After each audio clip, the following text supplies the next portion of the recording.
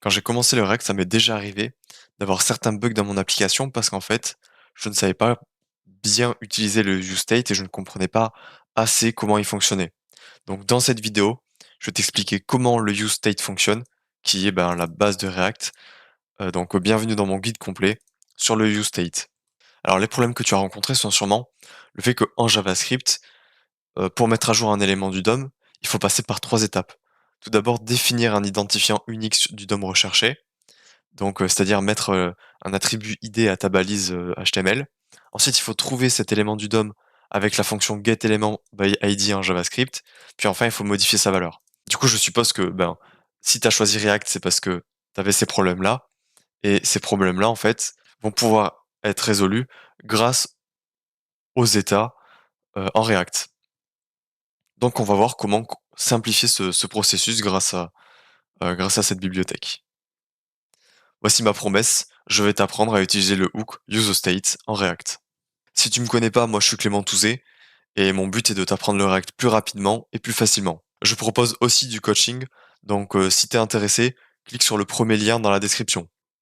Donc dans ce guide, on va voir d'abord le but des variables d'état, comment les utiliser, et comment utiliser le useState, et enfin je te montrerai un exemple de code avec un mini projet. Tout le code que je vais te montrer dans cette vidéo sera disponible sur mon GitHub. Pareil, le lien sera en description. Donc c'est parti pour le début. On va voir le but des variables d'état. Donc leur but, c'est de mettre à jour directement les éléments du DOM qui utilisent cette valeur, c'est-à-dire une variable d'état. Donc en fait, ça va simplifier les 3 étapes qu'on a vues dans les problèmes rencontrés au début. Et donc tu n'auras plus besoin de rechercher un élément dans le DOM pour le mettre à jour, parce que React le fera automatiquement en fonction de la valeur de ta variable d'état. Donc je vais te montrer une démo avec un projet vite de base. Donc vite, en fait, ça te permet de créer un projet React. Et de base, ils ont ce template-là. Comme tu peux voir, c'est juste une interface assez simple. Et il y a un bouton, quand tu cliques dessus, ça fait count is le nombre de clics que tu as fait. Mais en fait, la valeur qui est affichée ici, c'est justement une variable d'état. Et quand tu cliques, ça va changer cette variable d'état. Et React va automatiquement savoir quels sont les éléments qu'il faut actualiser sur la page et faire cette actualisation. Donc je vais te montrer maintenant comment on utilise ce hook. Donc voici un petit aperçu, un petit exemple, juste là. Donc tout d'abord, il va falloir utiliser la fonction useState.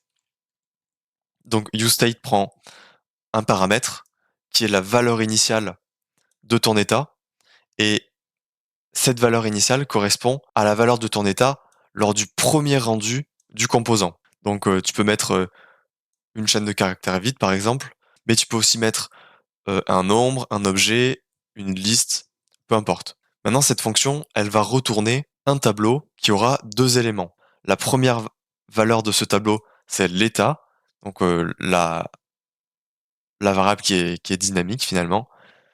Et enfin, la deuxième, c'est le setEtat, donc la variable qui va permettre de changer ton état. La convention d'écriture est de mettre un set suivi du nom de la variable d'état, donc set state. Comme dans mon exemple, là tu peux le voir, la variable qui change l'état, je l'ai appelée set, donc set, plus le nom de mon état, c'est-à-dire état dans ce cas-là, et j'ai mis un E majuscule, parce que c'est comme ça qu'on écrit cette variable. Donc maintenant, je vais te donner je vais te donner 2 autres exemples que tu peux essayer de faire tout de suite. Comment est-ce que tu appellerais la variable pour changer l'état si l'état s'appelle isOpen? La réponse est set isOpen avec un I majuscule sur le isOpen. Pareil, même exemple sur avec une variable qui s'appelle loading. Comment est-ce que tu appellerais la variable qui permet de changer cette valeur, qui est un état? Et tu l'appellerais set loading. Donc maintenant, pourquoi est-ce que tu dois définir un tableau pour retrouver les valeurs de ton état et du changement d'état? C'est parce qu'en fait, en JavaScript, quand tu utilises un tableau, quand une fonction, par exemple, comme dans ce cas-là, te retourne un tableau, donc imaginons que la fonction nous retourne 1 en premier élément du tableau et 2 en deuxième élément du tableau, Eh bien, pour enregistrer la première valeur dans une variable et la deuxième valeur dans une deuxième variable, il faut que tu utilises cette syntaxe-là. Donc, c'est-à-dire const, entre crochets, le nom de ta première variable et le nom de la deuxième variable. Donc, dans mon exemple ici, ça va être le nom des variables dans le tableau. Donc, je mets xy pour montrer que c'est des noms de variables. Et donc, y prendra la valeur de 2 et x prendra la valeur de 1. Voilà, donc ça c'était pour déclarer ton état. Maintenant, il va falloir que tu le mettes à jour si tu veux pouvoir avoir un peu de, si tu veux pouvoir interagir avec sur ta page. Et pour ça, il faut utiliser la fonction set comme défini juste avant, donc set état. Donc un exemple que tu pourras avoir dans ton application, c'est d'avoir une fonction set task qui permet de changer l'état par la nouvelle tâche. Mettre à jour un état provoque un re-render, donc un réaffichage du composant avec ses nouvelles valeurs. Donc ça c'est important parce que en fait les composants seront réaffichés uniquement si un état change.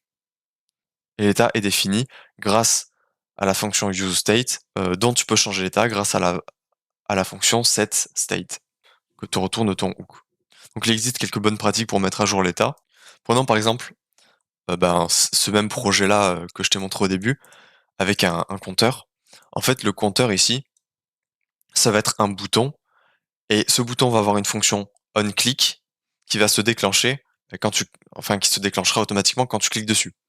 Et pour faire ça, pour appeler la fonction qui permet de changer l'état quand tu cliques sur ton bouton, eh bien, il faut avoir une syntaxe comme ça.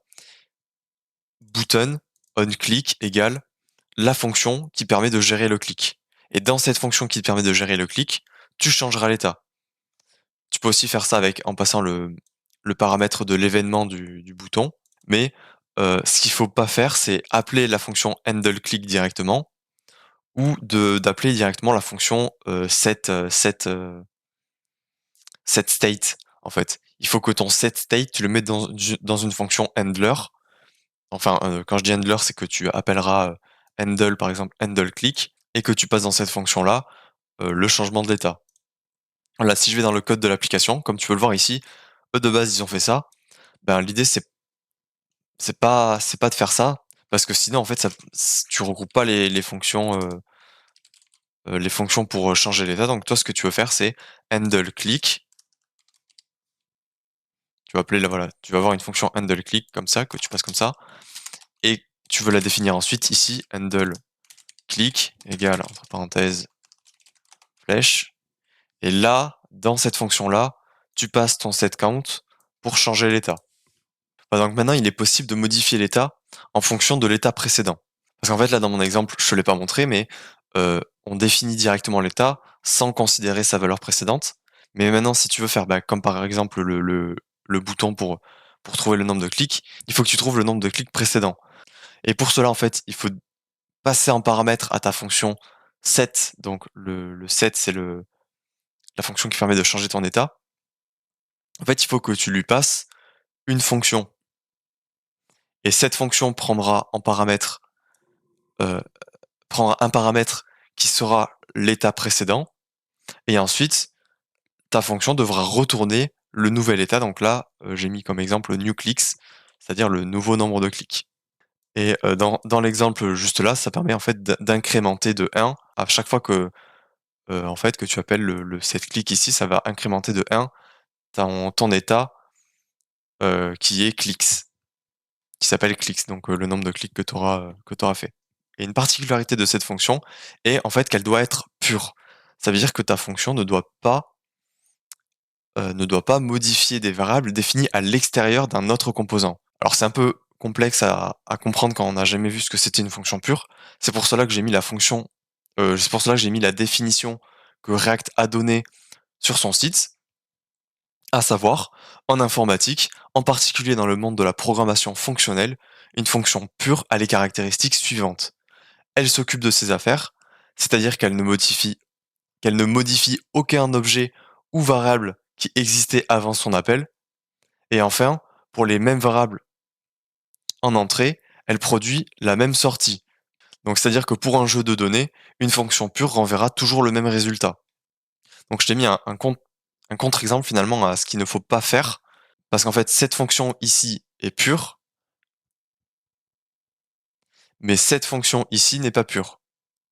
En fait, comme tu peux le voir là, on a, holdClicks qui est un paramètre de la fonction, donc ça c'est bon, c'est pas considéré comme pas pur. Par contre, le click increment ici, c'est ce qui rend la fonction impure. Parce que pour une même entrée, eh ben, ton résultat que tu retournes ici pourra être différent parce que ton click increment pourra être soit de 1, soit de 2, soit de 3 par exemple. On ne sait pas. En fait, le résultat de cette variable peut changer en fonction d'un appel ou d'un autre. Alors que par exemple, si tu passes en paramètre 1 à ta fonction et que tu n'avais pas cette variable-là, tu avais juste plus 1, et ben en fait, tu sais que ça te renverrait toujours 2.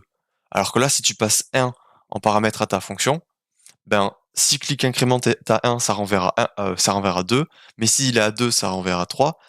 Et donc en fait, le résultat peut changer en fonction de l'appel.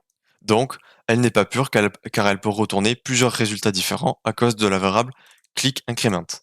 Maintenant, il existe un cas complexe pour tes variables d'état, et c'est lorsqu'en fait, ta variable est un objet, donc c'est-à-dire un tableau avec des crochets, ou une variable avec des accolades qui contient des paires clés-valeurs. Et en fait, si ton état est donc un objet ou un tableau, il faut toujours que tu mettes à jour cette variable à partir d'un nouvel objet, comme par exemple avec cette syntaxe qui utilise le spread operator, donc crochet, spread operator tableau, qui permet de retourner un nouveau tableau. Donc c'est-à-dire qu'en fait, il faut traiter ce genre de variables comme si elles étaient immuables.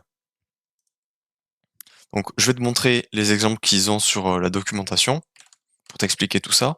Donc comme tu peux voir par exemple ici, si tu as un état qui est une liste, il faut pas que tu utilises la fonction push pour mettre à jour ta liste, mais il faut que tu utilises le spread operator, que je vais t'expliquer juste après, et que tu y rajoutes à la fin l'élément que tu veux. C'est la même chose pour les objets, mais au lieu de rajouter l'élément à la fin, tu rajoutes la nouvelle clé valeur pour mettre à jour la clé ou en ajouter une autre. Et en fait, cette fonction ici de 3 petits points plus ta liste, ça te permet de mettre dans une nouvelle liste tous les éléments de ta liste précédente. Donc comme tu peux le voir dans cet exemple ici, ils ont mis un console log de sum de 3 petits points numbers qui est un tableau. Et en fait, du coup, faire ça, ça va itérer par-dessus les 3 éléments du tableau et retourner la somme de chacun de ces éléments parce que le tableau est itérable. Voilà, donc ça c'était les tableaux. Maintenant, j'aimerais bien te montrer comment est-ce que tu peux mettre à jour un objet. Donc un objet, c'est une paire de clés-valeurs quand tu as un état qui est comme ça. En fait, de base JavaScript, de base React plutôt, va mettre à jour ton interface, donc va re-render ton composant lorsque tu utilises la fonction set d'une variable d'état. Maintenant, si tu as un objet en termes de variable d'état, donc par exemple ici, position est un objet avec 2 propriétés x et y, tu peux être tenté de faire position.x pour changer la position. Mais en fait, il ne faut pas faire ça parce que tu fais une mutation de l'état. Et en faisant une mutation de l'état, React ne va pas comprendre et ne va pas savoir que tu l'as changé. En fait, il va pas pouvoir savoir que là, il faut re-render le composant. Et donc, rien ne va se passer si tu utilises cette syntaxe-là. Donc en fait, il faut faire en sorte que position est immutable ou immuable. C'est-à-dire que sa valeur en soi ne peut pas changer et que pour le changer, du coup, il faut recréer un nouvel objet à part entière. Et pour cela, ils ont mis un exemple ici, un peu en dessous. Donc tu peux faire cette position. Donc en fait, pour changer cet objet, il faut utiliser déjà le set. Et ensuite, il faut recréer un nouvel objet avec toutes les propriétés que tu veux mettre dans ton état. Donc là, ici, on avait 2 propriétés x et y. Donc on redéfinit les propriétés x et y de l'état. Si ton objet a beaucoup de propriétés, tu peux utiliser la syntaxe euh, de spread operator, donc comme ça, 3 petits points, ton ancien état, donc position.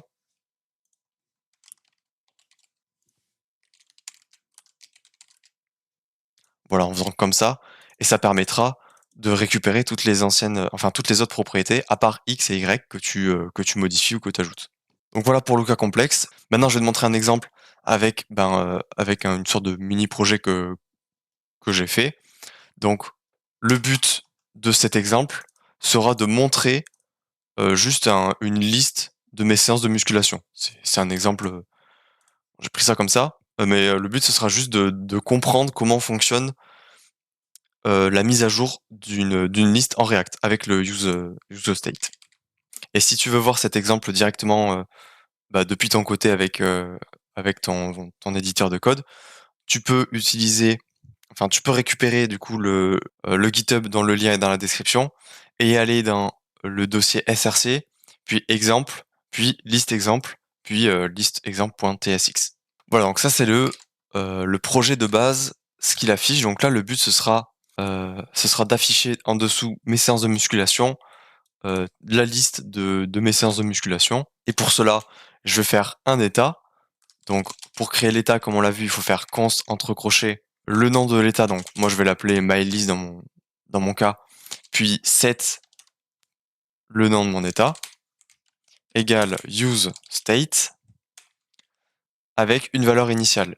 Et la valeur initiale sera une liste avec deux de mes types de séances de musculation, c'est-à-dire push et pull. Et maintenant, il faut que je les affiche. Et pour les afficher, je vais créer une nouvelle div parente à la div que j'avais déjà de base. Donc, je crée la div et je vais juste mettre ce que j'ai dedans, enfin ce que j'ai là dedans.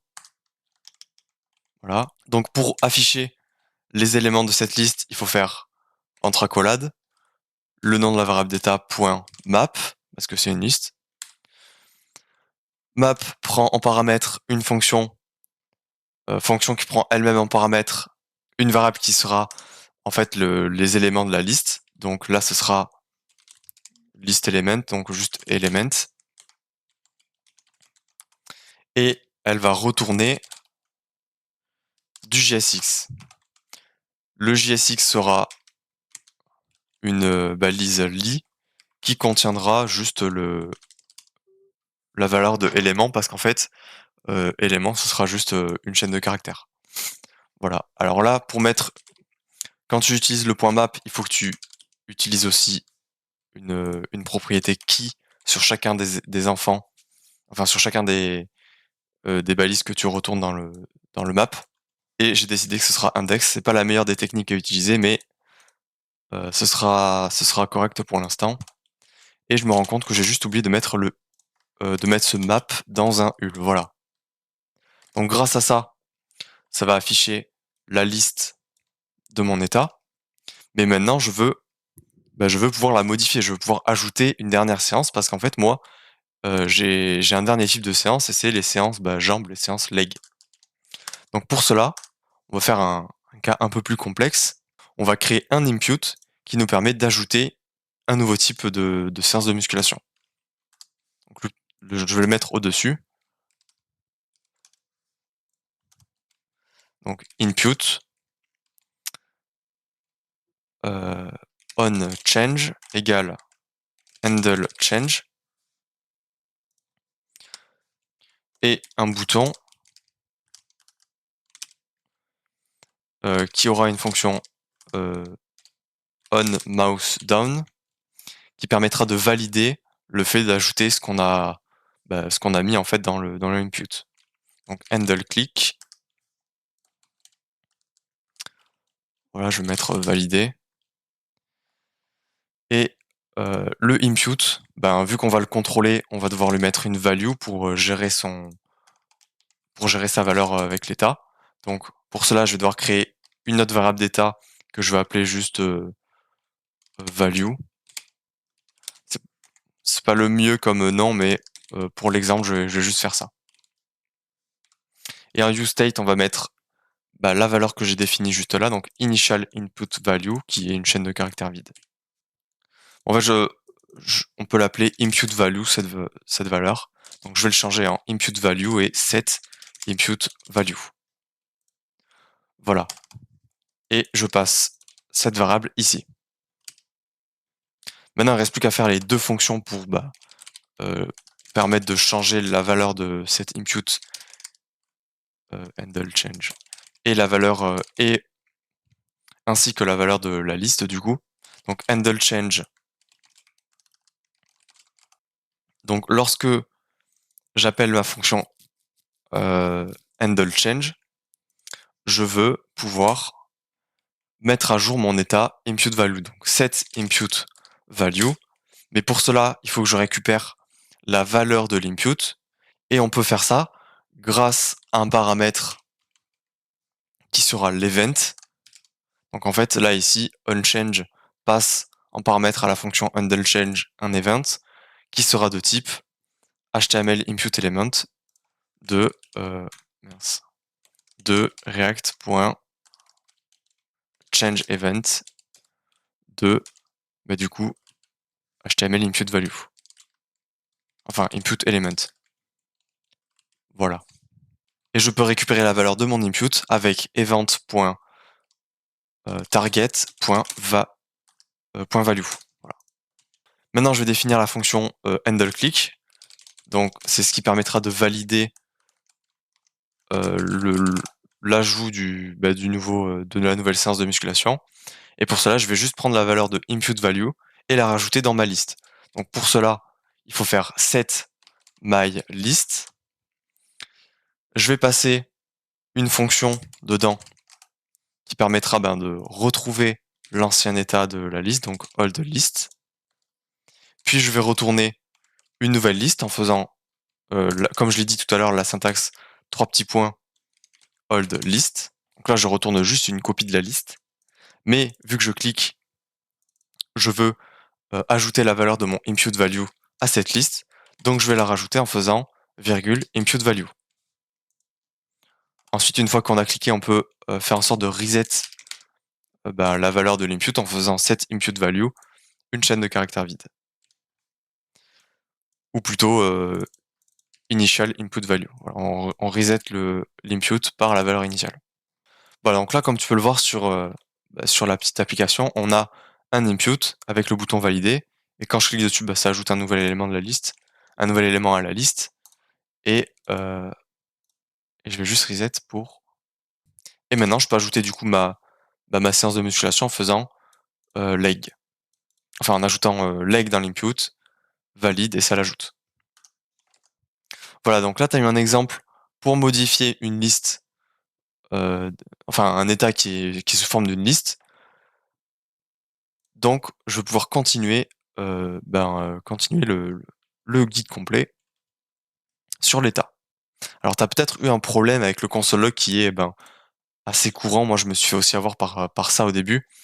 Et qui est qu'en fait, même si tu mets un console log avant ou après ta fonction setState, et en fait, ton console log te retourne toujours la même valeur. Donc, c'est-à-dire dans l'exemple juste là, ça te retourne 0. Et c'est parce qu'en fait, setState permet de préparer la valeur de l'état pour le prochain rendu. Alors que là, le handle change, imagine que tu décides de changer ta valeur, actuellement la valeur c'est 0. Donc ça veut dire que pour ce rendu-là, tous les console logs afficheront 0. Par contre, pour le prochain rendu, ça affichera 1. Mais handle change, elle aura été exécutée dans le premier rendu. Donc, les console logs afficheront la valeur de 0. Ensuite, je voulais te présenter une règle d'utilisation des hooks en général en React. Donc les hooks, c'est ces fonctions qui commencent par use. Et la règle est que en fait, ces hooks ne peuvent pas être appelés conditionnellement. Tu peux pas faire if condition, puis déclarer ton use state, parce qu'en fait, React, le fonctionnement de React fait que tu ne peux pas faire ça. Et même en fait, si tu le fais, ça te mettra une erreur dans ton linting qui est React hook use state is called conditionally. Donc les hooks les hooks doivent être appelés dans le même ordre à chaque rendu du composant. Si tu es intéressé par voir toutes les règles que React propose, tu peux aller sur ce lien dans la documentation. Donc c'est Rules of Hooks.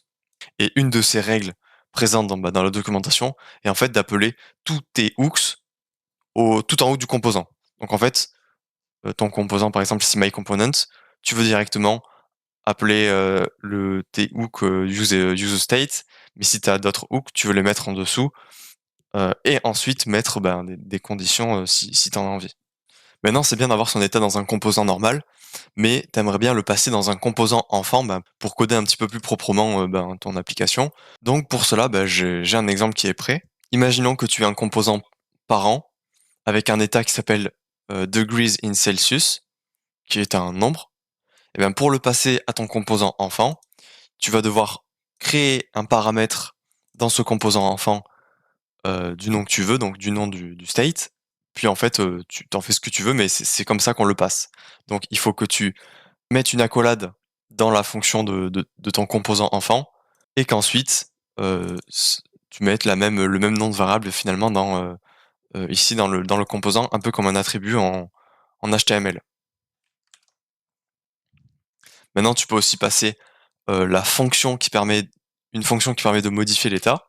Donc, attention à ne pas passer la fonction directement setEtat. Donc, dans l'exemple, c'est attention à ne pas passer la fonction setDegrees in Celsius à ton composant enfant. Mais il faut que tu passes, du coup, au contraire, une fonction qui s'appelle, par exemple, changeTemperature, qui utilise elle-même la fonction pour modifier l'état, mais pas directement la fonction qui modifie l'état. Et en fait, il faut faire ça parce qu'il faut que tu gardes les modifications de l'état possibles dans un même composant. Maintenant, je voulais juste te détailler qu'est-ce qui se passe au moment où tu changes la valeur d'un état dans ton app. Je t'ai dit vite fait qu'en fait, ton composant, il allait se réafficher avec les nouvelles valeurs que tu as modifiées. Mais en fait, en réalité, React va essayer de réafficher tous les composants enfants à ce composant qui a été réaffiché. Donc, imaginons que tu aies une variable d'état dans un composant qui s'appelle app, qui est le parent tout en haut, et que tu modifies une variable d'état dans ce composant, alors ce composant va se réafficher, mais s'il a des enfants, les enfants vont aussi se réafficher. Bon, mon arbre est pas très joli, mais l'idée c'est que si tu as une variable ici d'état qui change, alors tous les enfants à ce composant-là vont se réafficher. Maintenant, imaginons que tu n'aies pas de variable d'état dans ton composant app, mais que ton composant app a quand même deux enfants, et que le premier enfant a une variable d'état qui va être modifiée. Donc là, la variable d'état est modifiée. Ben, ce composant-là va être réaffiché, ainsi que ses enfants s'il en a, mais le composant app va pas être réaffiché, ni les autres composants enfants au composant app. Il n'y a que le composant dans le state ainsi que ses enfants qui vont être modifiés. Maintenant, j'aimerais bien te montrer des mini-projets pour que tu puisses t'entraîner à maîtriser les use state. Donc pour cela, je te propose deux mini-projets, à savoir le premier mini-projet qui est le fichier nameinput.tsx dans le lien GitHub. Donc comme tu peux le voir, il est dans src, mini-projet, nameinput. Donc le but de ce projet, si je retourne sur le site, donc voilà, juste en dessous, tu devras faire en dessous de cette catégorie ici, une application qui affiche un nom et qui permet de le modifier grâce à un champ input en dessous. Donc il y a trois étapes pour faire ça. C'est d'abord tu vas devoir créer l'état, ensuite tu vas devoir l'afficher, et ensuite tu vas devoir faire un input qui permet de modifier cet état. Donc c'est parti pour réaliser ce projet.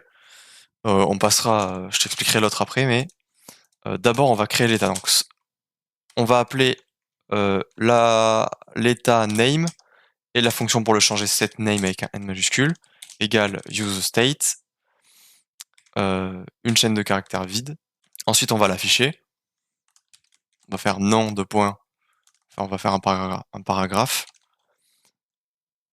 Nom de point name. Je vais fermer la balise. Et maintenant, il va falloir le modifier avec une balise impute. Donc là, on a deux moyens de le faire. C'est soit on change à chaque fois qu'on change l'input le nom, soit on le change que quand on clique sur un bouton valider à côté. Pour simplifier un peu, je vais faire tout dans la avec la balise impute. Donc value égale impute value. Donc je dois créer un deuxième état que je vais appeler impute value, set impute value égale use state, pareil, une chaîne de caractères vide. Maintenant, il faut rajouter une fonction onChange qui permettra d'enregistrer à chaque fois qu'on change la valeur dans l'input, ce qu'on a tapé. Et donc notre prénom, const handle change, égale entre parenthèses un event. Comme ça, comme je l'ai expliqué tout à l'heure, c'est l'événement react.change event de HTML impute element. Et grâce à cet event, on peut changer la valeur de l'input, du nom. Donc set name entre parenthèses e.target.value. Ah oui, c'est event. Et maintenant, je peux modifier la valeur aussi de l'input par la même chose, event.target.value. Voilà. Maintenant, si je retourne dans l'application, dès que je vais changer le nom ici dans l'input, ça va me changer le nom qui sera affiché juste en dessous ici dans le blanc. Donc, si je mets Clément, voilà, ça m'affiche Clément. Voilà, maintenant, le deuxième mini-projet que je te propose, c'est de faire une petite to-do list qui va permettre d'ajouter et de supprimer des éléments de cette liste. Donc tout d'abord, tu vas devoir créer un état qui est une liste des éléments de ta to-do list. Ensuite, tu vas devoir afficher chacun de ces éléments. Puis ensuite, tu vas devoir faire un bouton pour supprimer une tâche.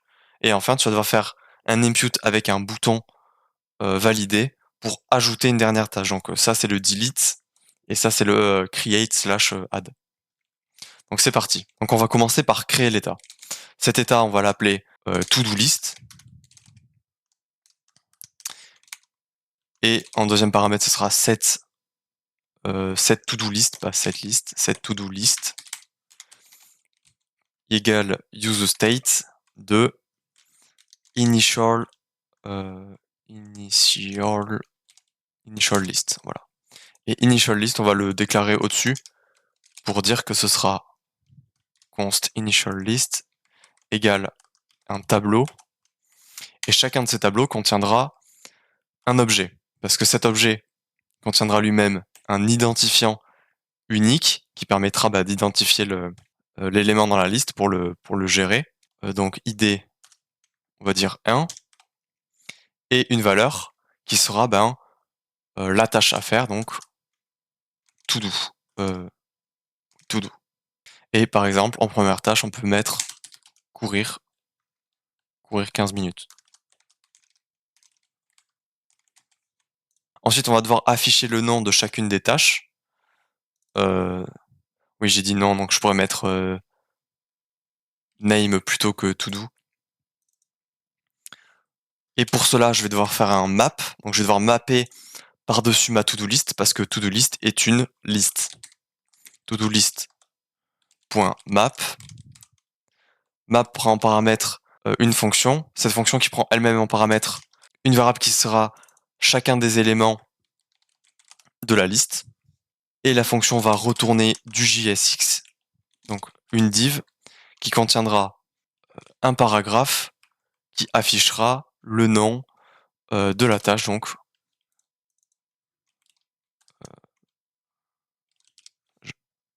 de la tâche à faire, donc task. Et comme task sera un objet, parce que comme ici on l'a mis, c'est chacun des éléments de la liste sera un objet, on va afficher son nom en faisant .name. Donc ça, c'était pour la première étape. Si je vais maintenant dans mon application, on peut voir que on a déjà courir 15 minutes.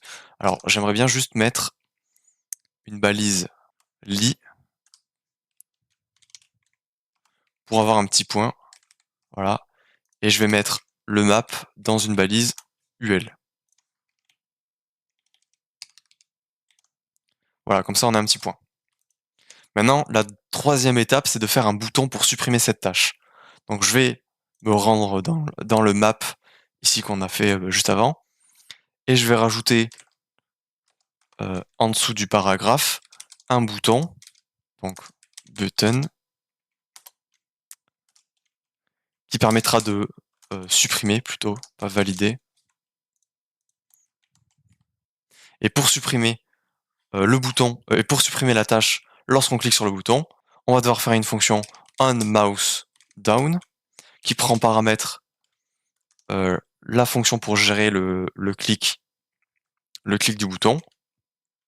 Mais vu qu'il faut, vu qu'il faudra dans cette fonction récupérer l'identifiant de la tâche à supprimer, eh bien je vais devoir passer du coup dans la fonction handleClick l'identifiant de la tâche courante. Et donc pour cela, je vais devoir faire handleClick entre parenthèses task.id et passer ça dans une fonction fléchée dans le onMouseDown. Maintenant, il ne reste plus qu'à définir le handleClick pour gérer la suppression. Donc const handleClick égale une fonction qui prend en paramètre l'id à supprimer, id qui sera un nombre,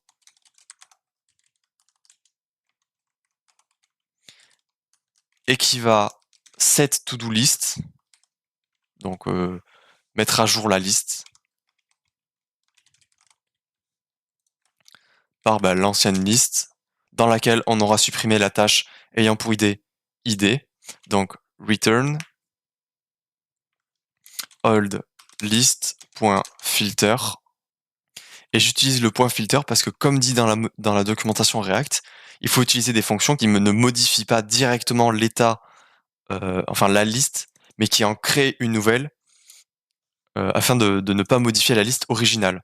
Donc quand tu vas dans react.dev/learn/updating array in state, donc dans cette section ici, tu peux voir ici qu'ils ont un tableau, si tu scrolles un petit peu en bas, qui dit d'éviter d'utiliser toutes ces fonctions et plutôt d'utiliser ces fonctions-là, donc à droite, à savoir filter ou slice pour supprimer un élément. Donc dans mon cas, je vais utiliser filter, et filter prend une fonction qui, un peu comme le point map, va itérer par-dessus chacun des éléments de la liste. Donc ça nous donnera chaque tâche. Et ensuite, pour chaque tâche, je vais retourner true. Ouais, je crois que c'est ça. Je vais retourner true si je veux garder l'élément et false si je veux pas le garder. Ou l'inverse, je sais plus. Donc si task.id est différent de id, alors je ne prends pas l'élément. Non, alors je prends l'élément, c'est ça. Donc en fait, dès que ça est à faux, c'est-à-dire que la tâche actuelle est égale à la tâche que je veux supprimer, alors ça ne va pas l'ajouter dans la liste qui sera retournée. Et donc ça le supprimera. Donc maintenant on peut tester ce qu'on a fait en allant dans l'application. Si je clique sur supprimer, ça me supprime l'élément de la liste. Maintenant il faut faire la dernière étape, c'est-à-dire faire un impute qui permet d'ajouter un nouvel élément de la liste. Donc je vais faire une div qui contiendra un impute ainsi qu'un bouton. Donc ajouter.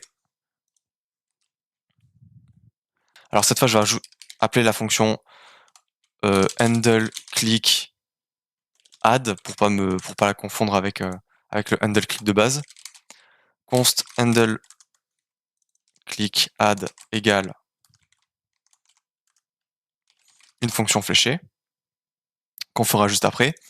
Et maintenant le impute, on va lui mettre une value qui sera égale à un état qu'on va définir juste après et un onChange comme on a fait dans les précédents mini-projets. Handle change, on va juste l'appeler handle change. Const handle change égale une fonction fléchée. Voilà, donc maintenant je vais faire l'état pour pouvoir le changer quand on modifie l'impute. Donc const impute value set impute value égale use state initial input value et qui sera égal à une chaîne de caractères vide.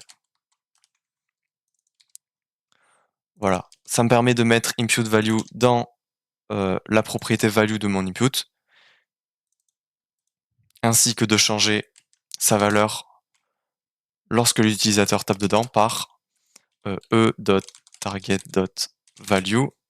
Et j'ai juste oublié de passer du coup l'événement qui sera un de type react.changeEvent de HTML input element. Donc là, je devrais pouvoir taper dans mon input. Et maintenant, si je veux ajouter l'élément, faut faire la fonction pour l'ajouter. Donc, je vais ajouter à ma to-do list, donc set to-do list, pareil, all list, la valeur de mon input value. Donc, je vais copier l'ancienne liste et j'y rajoute la valeur de mon input value. Voilà.